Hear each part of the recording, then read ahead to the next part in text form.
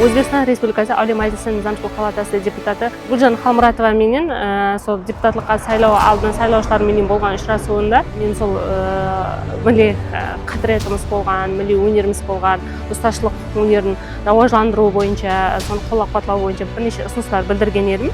Сол тикелей Гулжан Xalmuratованын өзү маган грант проектлерин, грант жойбарларын жазууду ұсыныс етті.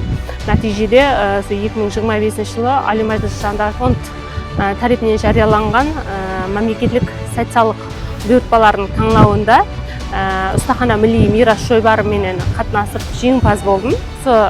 Жойбарыбыз шеңберинде биз азыркы убакытта көрүп турганыңыздай Нүкс районунда Урайлык Азия калктарынын милли музыка аспаптарын иштеп чыгаруу устаханасынын куруп атырбыз. Социалдык буйртмаларынан 1 миллиард каржы ажыратылды.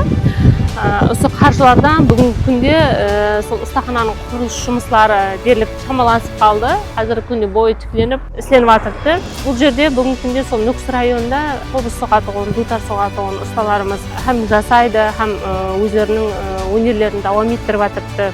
Бул жойбар жазуудан чыккарган максатыбызды сол милли кадыриятыбыз болгон усташтык өнерин бүгүнкү күндөгү жаштарыбыз арасында заманауи кәсиптер катарына косуу менен биргеликте өнерди эледе раважландыруу. Бул жойбарыбыздан келечекте бирден-бир бренд астында өздөрүбүздүн кобуз, дутар, калаберди, коңсаз калктарынын сондай-ак барлык Өзбекстандын барлык вилаятларындагы милли музыка аспаптарын иштеп чыгаратын ири устаханага айландырууду ниетиндебиз. Албетте биз ушундай бир ийгиликтүү басламаларды колдоп-каттап атырган депутатларыбызга өз нөбөтүндө айрыкча миннетдарчылыгыбызды билдиребиз.